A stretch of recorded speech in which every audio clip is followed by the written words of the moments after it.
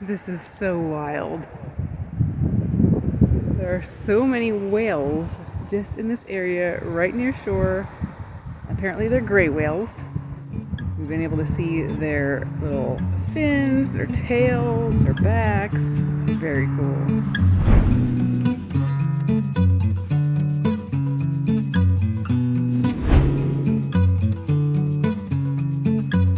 We have been making our way south along the Oregon coast and have been falling more in love with it every day and every mile we cover. What a gift today to get an unexpected look at gray whales so close to shore, literally right outside our van window.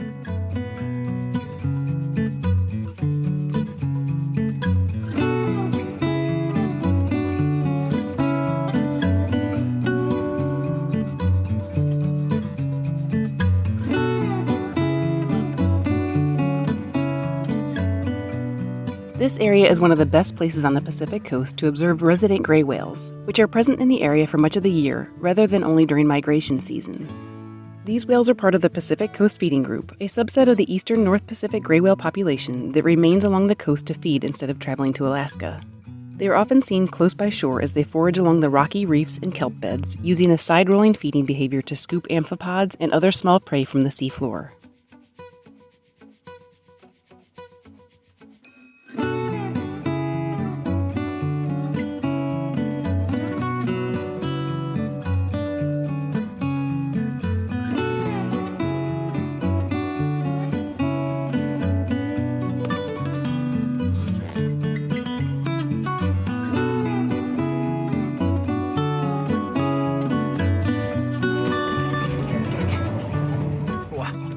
This is cool. This is better than any whale watching tour we've ever been on.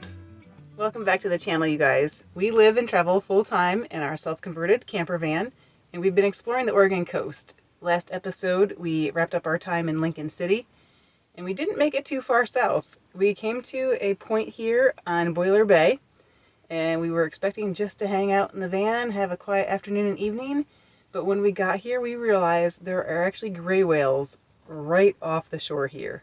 So we're on this point that goes out, there's a bay over here and a little bit over here, and they're just hanging out in this area. How cool is that? Wow, there's two of them. This is so cool. So yeah, I mean, these are,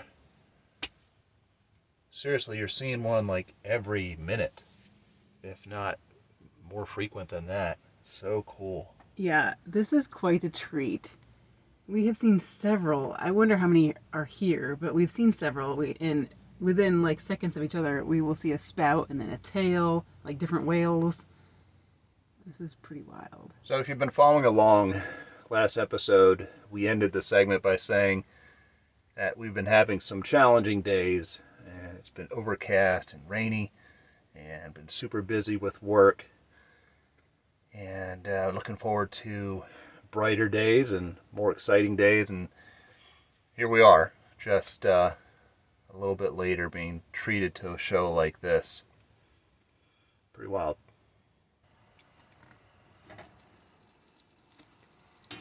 So what's on the menu tonight, Chef Steve? Well, it's a spicy meatball. So we're just hanging out here, watching the whale show. Well, we are having a great evening here. It's so nice. We're right next to the water. We are getting quite a show by these whales. Steve's been cooking up dinner. He's watching some football. I'll probably do some work. And we're just kind of chilling out. It's perfect. So we are doing meatball subs tonight. And as of now, we don't actually have a vegetable. I guess we'll have to remedy that. Gotta keep our diet balanced.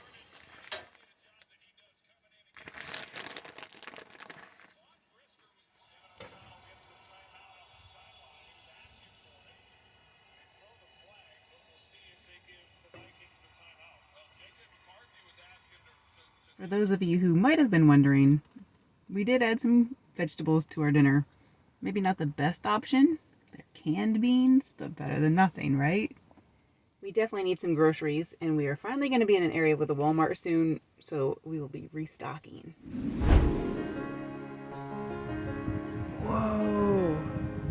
Do you guys see that?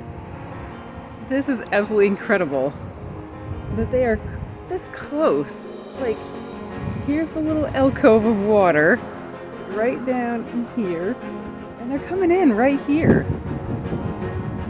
Just saw his whole mouth come up. Look at that.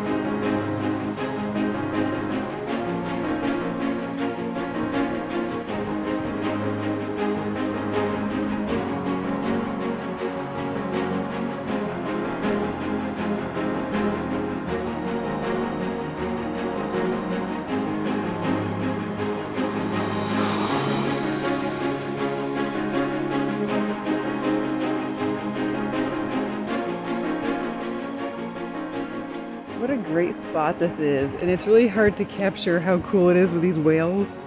Like, they just pop up all over, and it's hard to know when they're going to pop up, so it's hard to capture them. Thankfully, I think I've been able to get some good footage, but it's so wild. And as the sun is setting, it's even cooler because you can see the spouts reflecting in the sunlight. So wild.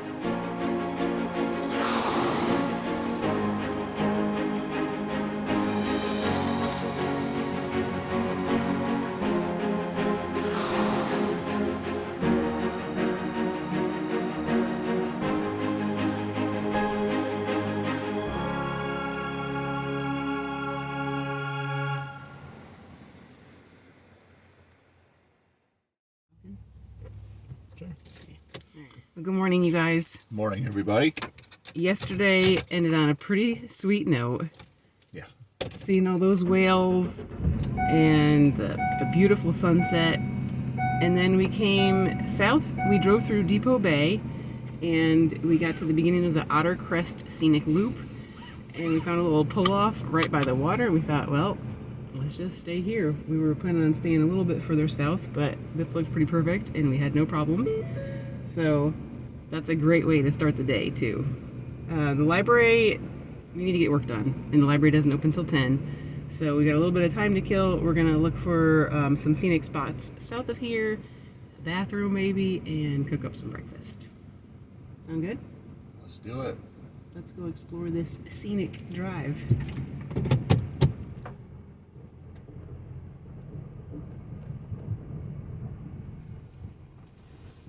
Last night we debated whether or not to stay at the spot where we were at. We originally planned on parking right on this route further up in here in this one-way area. It wasn't the best spot because it was loud with traffic. You could also hear some kind of foghorn kind of thing. So we were just talking as we're driving through here, where you're noticing that people are parked all along the side. So I think maybe tonight we'll come back here and park further in this scenic route. This view looks amazing. Let's go check it out. Wow.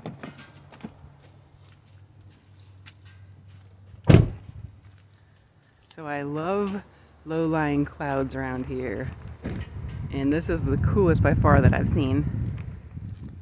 Otter Crest offers sweeping views of the Oregon coast from a vantage point 500 feet above the ocean. From here you can see sandy beaches and rocky cliffs, including the Devil's Punchbowl, which is our next stop of the day.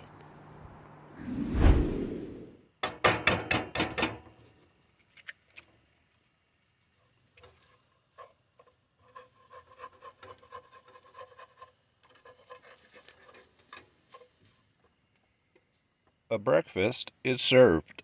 Awesome. Thank you. This guy makes some mean eggs. It was a pretty good invention of his to make eggs for breakfast.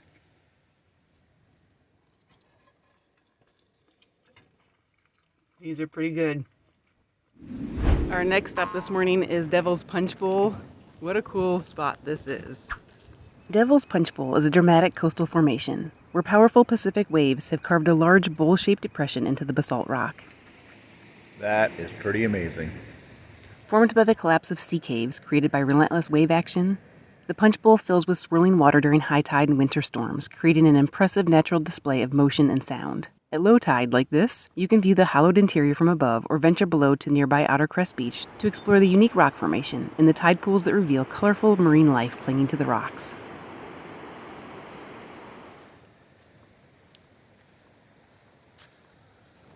So apparently we've come to the Devil's Punchbowl viewing area, but I don't know how to get down inside the Punchbowl, so I got to figure that out.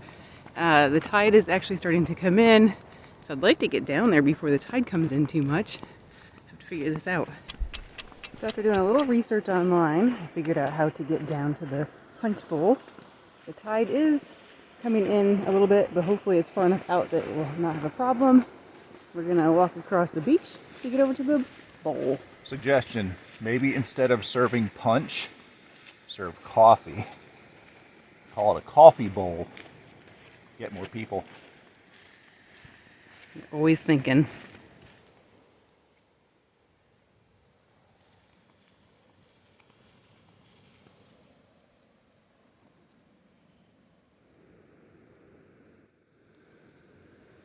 Watch that first step, it's a doozy. Well, this is pretty sweet. The beach itself is really cool. It'll be cool to see inside the Punchbowl. Check this out. Wow, is this cool?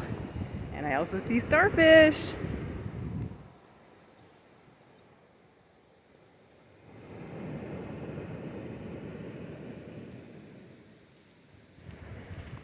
Have I mentioned how cool this is?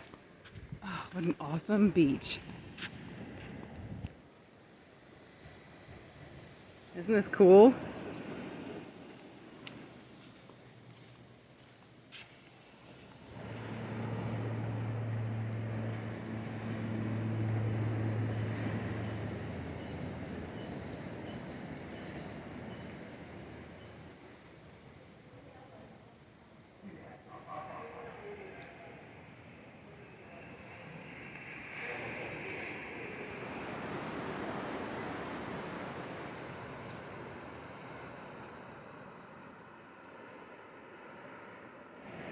This is so cool, and right now there's nobody else in here.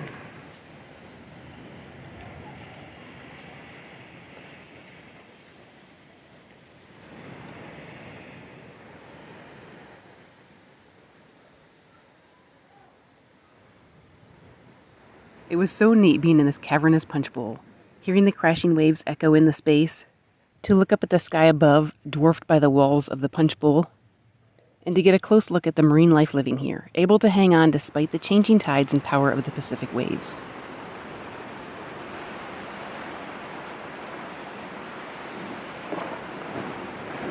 Oh, look at the starfish.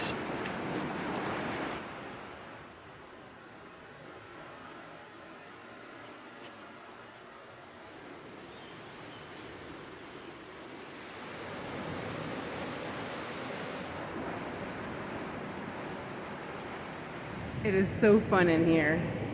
There's a bunch of little critters around. It's just really cool being inside this huge Punchbowl. Pretty wild.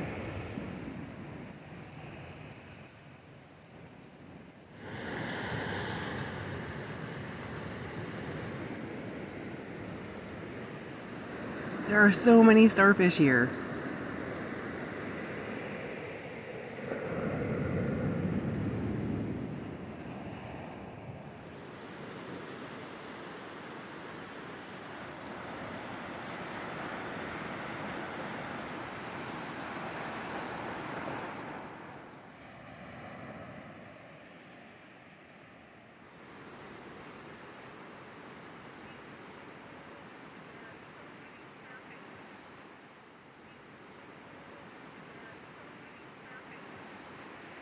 I think this is one of my favorite places. The Punchbowl is really cool, the beach is really cool, and there are so many starfish and other critters. I love it.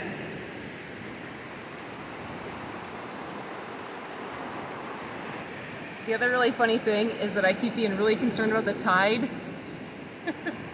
for no reason. As long as we're here during like an hour that's close to low tide, it's probably fine. But I keep thinking, oh no, the tide's gonna come in. I'm pretty sure the tide doesn't change every 30 seconds.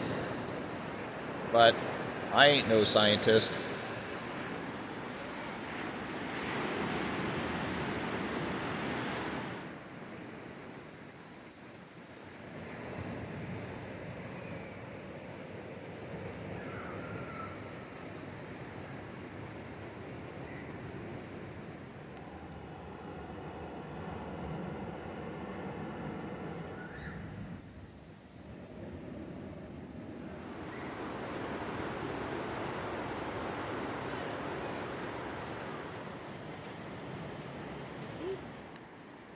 guy? Well, as much as I love it here, I guess it's time to get to work. We got to get to the library. I think we're actually a little bit late now. Oops.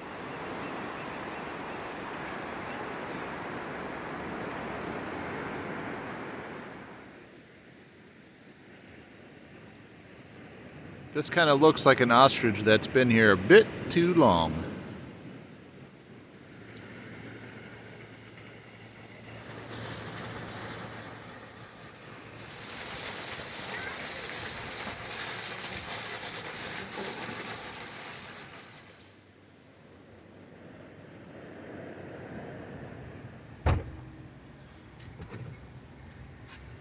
Well, that was an awesome way to start the morning. Don't you think so, kitty? Huh? Did you like Devil's Punchbowl, kitty?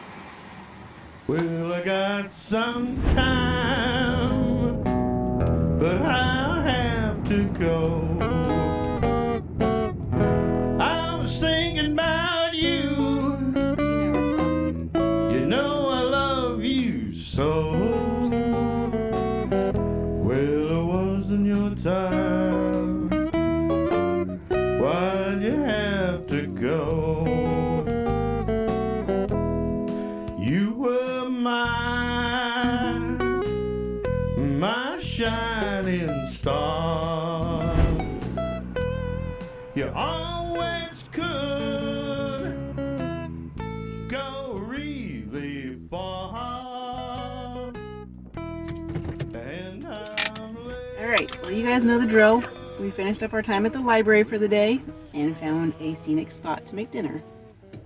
I'm not sure how you say it. I thought it was Yaquina, but our GPS lady just said Yaquina. Yaquina. I don't know.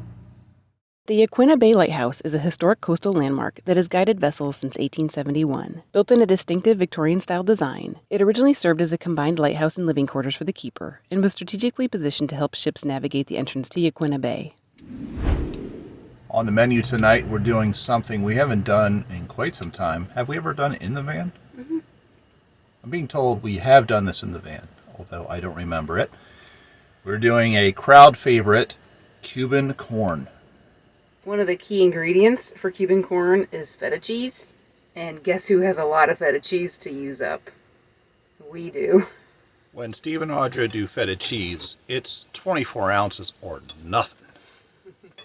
So what goes into this amazing goodness is corn, mayonnaise, cilantro, lime juice, feta cheese, and cayenne pepper.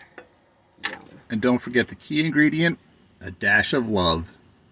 Aww. Aww. Alright, well, dinner's ready.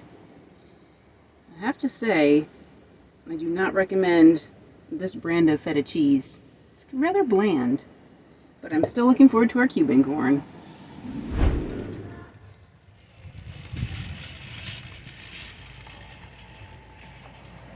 Who's that little girl? What are you doing, kitty? Huh? What are you doing?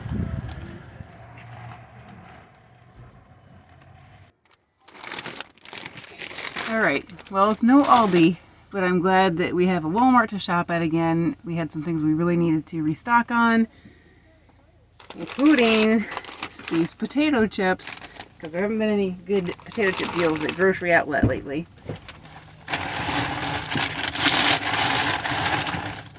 So the thing with getting groceries, we always have to be creative about where we put everything. So I gotta put a lot here in the bottom of the closet. And then we just fill up all of our cupboards as best as we can. We just filled up the fridge pretty good. So that's nice. We also needed windshield washer fluid. So Steve just refilled that. We stocked on our milk. Lots of different things. So thank you, Walmart. Gray likes Walmart too. There's definitely one thing I didn't think I would ever hear myself say, but I am glad that we were able to shop at Walmart again. It's been quite the spell since we've last been to a Walmart, and we've been suffering from sticker shock, I think, from some of the prices here in the Northwest. So it was good to get some shopping done, and now it's time to go find our overnight spot.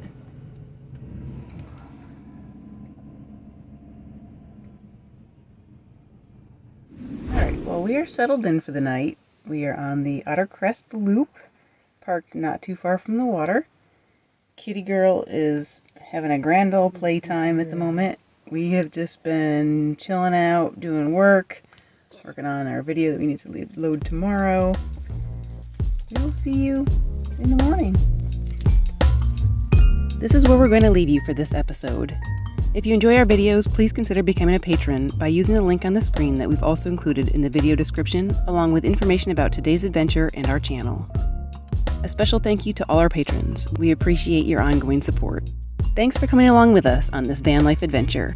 Please take a second to hit the like button below, leave a comment to let us know you're watching, and click that subscribe button if you haven't already. Don't forget, you can also connect with us and see my photos of the places we visit on our Facebook and Instagram.